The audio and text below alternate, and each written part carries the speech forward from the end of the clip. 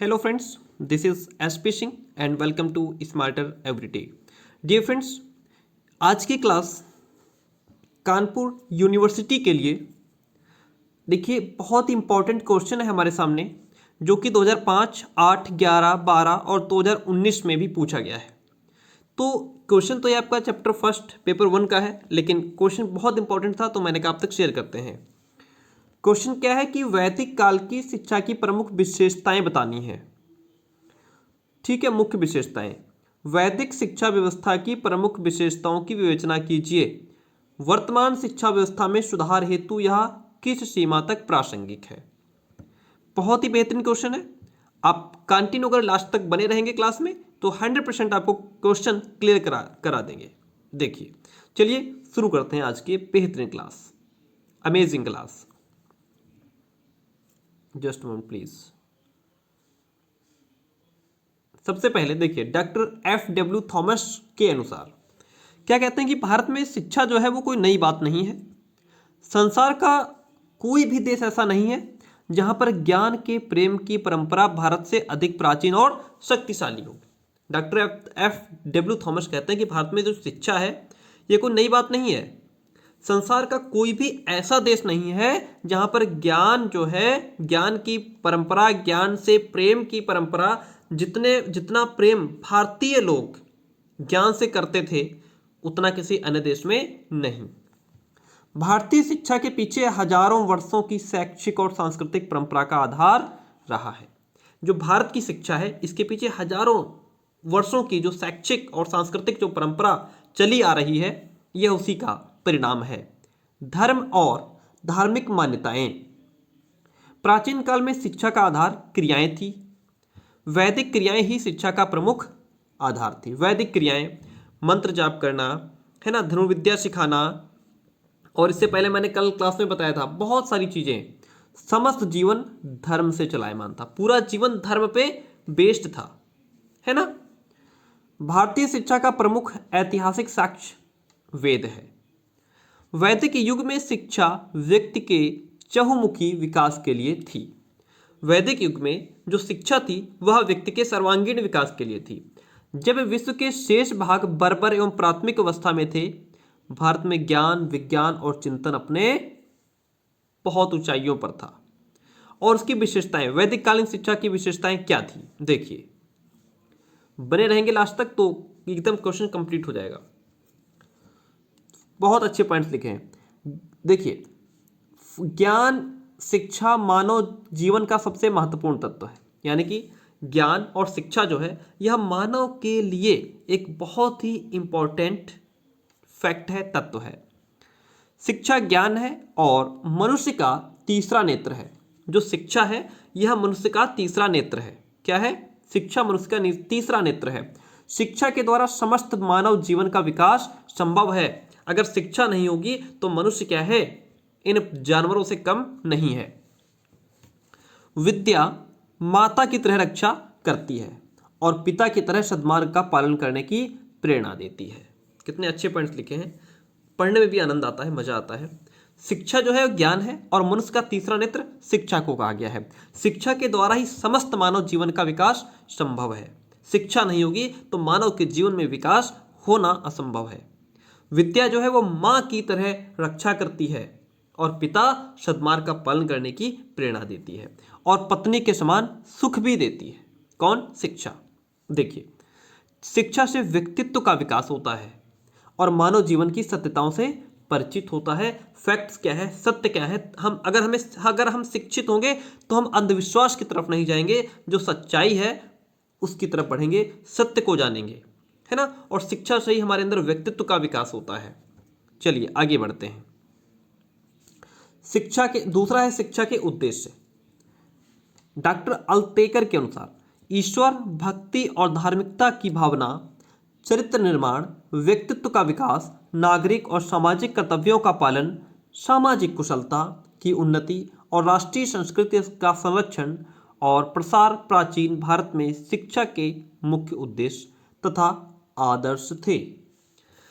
Doctor Altekar कहते हैं कि ईश्वर भक्ति, ईश्वर की भक्ति, धार्मिकता की भावना, चरित्र का निर्माण, व्यक्तित्व का विकास, नागरिक और सामाजिक कर्तव्यों का पालन, सामाजिक कुशलता की उन्नति और राष्ट्रीय संस्कृति का संरक्षण और प्रसार प्राचीन भारत में शिक्षा के मुख्य उद्देश्य और आदर्श थे।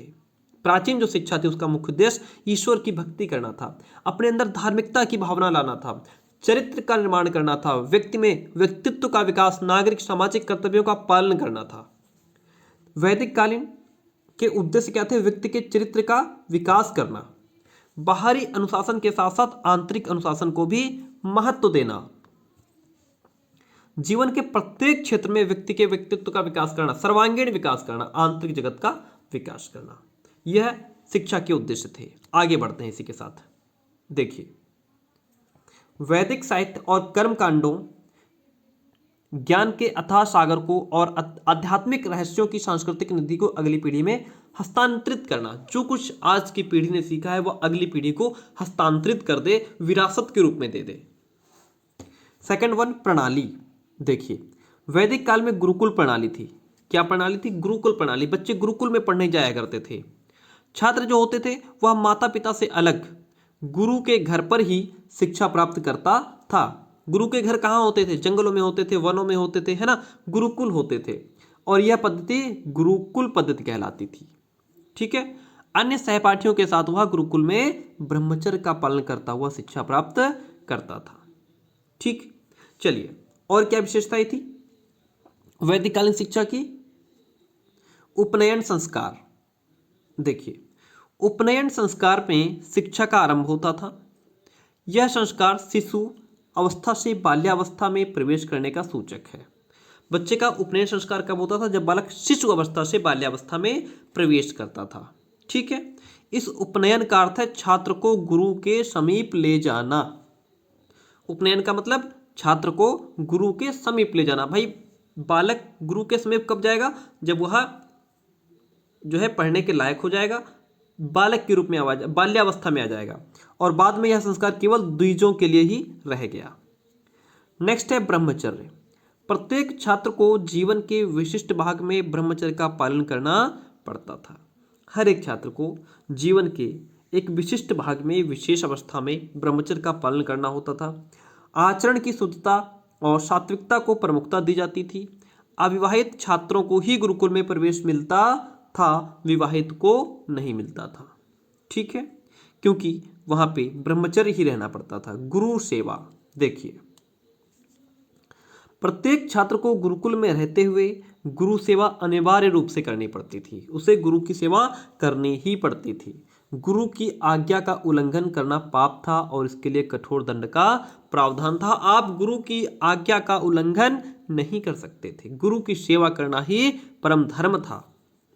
भिक्षावृत्ति।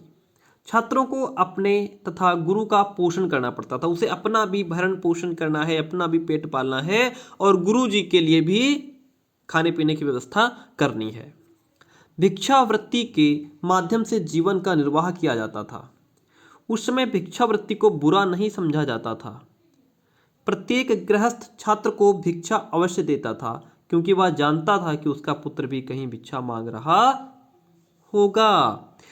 प्रत्येक गृहस्थ छात्र को, यानी कि हर एक बालक जहां भी भिक्षा मांगने के लिए जाते थे वह बड़ी खुशी खुशी उनको भिक्षा दे देते थे, क्योंकि जिस तरह से यह बालक हमारे घर पे भिक्षा मांगने आया है, इसी प्रकार से हमारा बालक भी किसी न किसी घर पे भिक्षा मांग रहा होगा, इसलिए वह बालक को भिक्षा अवश्य देते थे।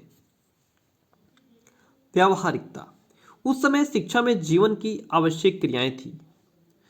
गौपालन, कृषि, शास्त्रकला आदि की शिक्षा दी जाती थी।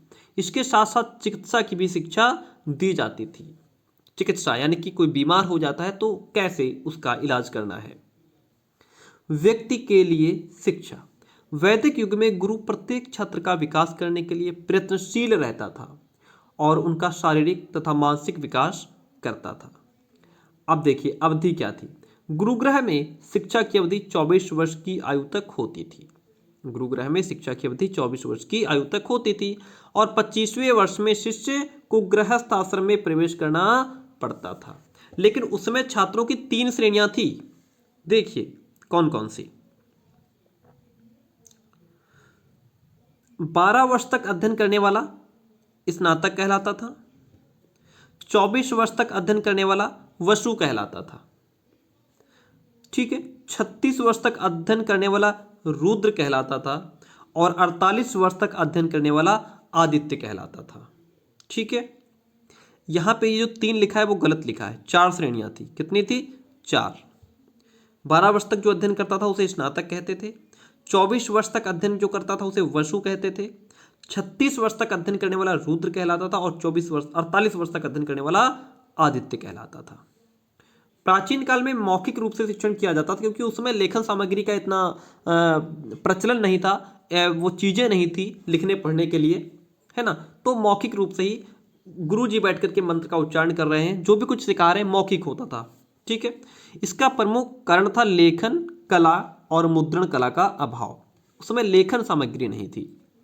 उस समय मौखिक रूप से अध्यापक आवश्यक निर्देश देते थे, छात्र उन निर्देशों का पालन करते थे।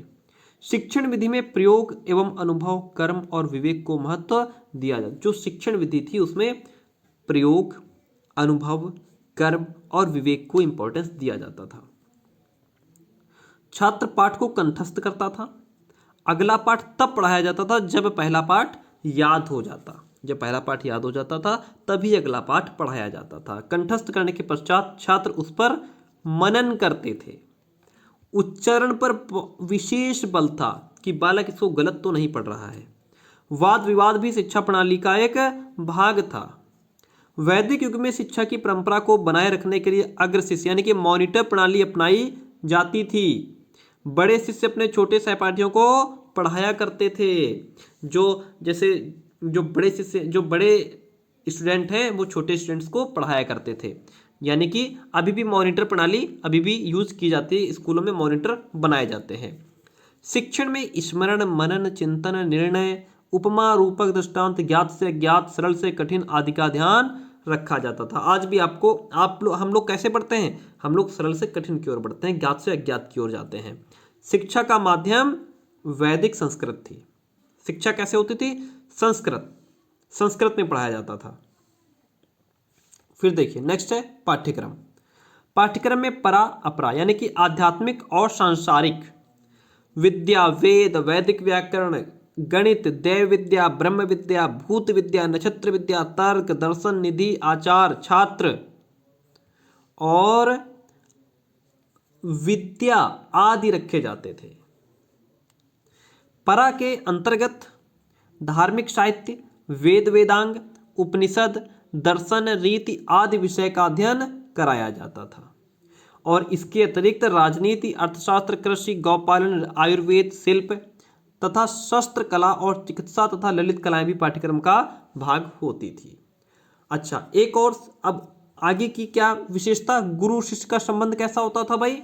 उस युग में गुरु की सेवा शिष्य तन मन धन से करते थे, यानी कि अपना जी जान लगा देते थे, मन से सेवा करते थे। और छात्र गुरु के लिए समस्त श्रद्धा और विनय रखते थे।